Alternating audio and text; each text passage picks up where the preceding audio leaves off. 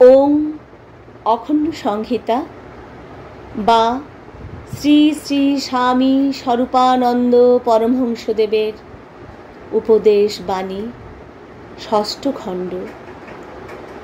নামই সদ্গুরু এবং নামকেই পরম অবলম্বন করো। লারুচ হইতে আগত জনৈক ভদ্রলোক শ্রী শ্রী বাবামণিকে দীক্ষাগুরু ও শিক্ষাগুরু সম্বন্ধে প্রশ্ন করিলেন। শ্রী শ্রী বাবামণি বলিলেন,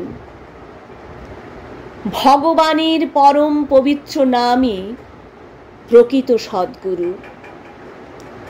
তাকে নিয়ে ডুবে যাওয়াই সব থেকে পবিত্র কর্তব্য। ওই নামকেই দীক্ষাগুরু আর ওই নামকেই শিক্ষাগুরু বলে জ্ঞান করা উচিত। নাম করতে করতে পরমাত্মার সেবায় জীবনোৎসর্গের একনিষ্ঠ সংকল্প যখন এসে গেল, জানতে হবে তখনই দীক্ষা হলো। নাম করতে করতে নামের গুণে অন্তরের সহস্র সহস্র সমস্যার সমাধান যখন হতে লাগলো, জানতে হবে তখনই শিক্ষা হলো। একমাত্র নাম ছাড়া অন্য কোনো গুরুর প্রাধান্য স্বীকার করা মূর্খতা বিশেষ।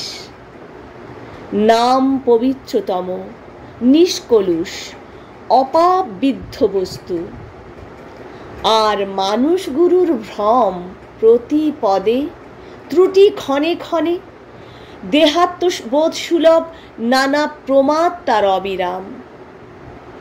তাকে গুরু মনে না করে নামকেই গুরু বলে জ্ঞান করা উচিত। নামকে শক্ত করে ধরো, নামকে প্রাণের পরম আরাম বলে জানো, নামকে জীবনের চরম আশ্রয় বলে জ্ঞান করো। নাম কল্পতরুর শীতল ছায়ায় তাপিত প্রাণ জুড়াও। জীবনের নব বসন্তে নামের বিহগ কাকলি শুনে কর্ণ পরিতৃপ্ত করো। অবিরাম অনুক্ষণ নাম স্মরণ করে মনকে ত্রাণের পথে টেনে নাও। যখনই সুযোগ পাও ভগবানের নাম কীর্তন করে রসনা সার্থক করো, আর সব ভুলে যাও। সব কথার সেরা কথা এই যে নামই তোমার পরম অবলম্বন। নামটি নিয়ে আনন্দ সাগরে ডুবে যাও। দীক্ষা যদি কারো কাছে নিয়ে থাকো সে উত্তম কথা, না নিয়ে থাকো তাও উত্তম।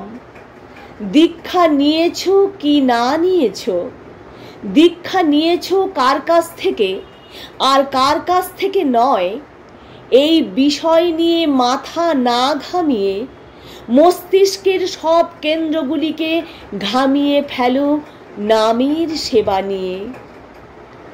ধ্রুবকে দীক্ষা দিলেন দেবর্ষি নারদ, কিন্তু দীক্ষার পরে ধ্রুব নারদ নারদ করেননি, হরি হরি করেছিলেন। কেউ তোমাকে দীক্ষা দিয়ে থাকেন তো বেশ করেছেন, তিনি তোমার পূজনীয়, কিন্তু গুরু গুরু না করে হরি হরি করো। নামের ভিতরেই সত্য গুরুকে উপলব্ধি করো। নামের ভিতরে নিখিল সত্যকে উপলব্ধি করো। নামের ভিতরে নিখিল তত্ত্বকে আস্বাদন করো। নামের ভিতরেই শান্তির আশ্রয় আর অমৃতের উৎস অনুসন্ধান করে বের করে নাও। নামের মধ্য থেকেই নিখিল কুশল আহরণ করো।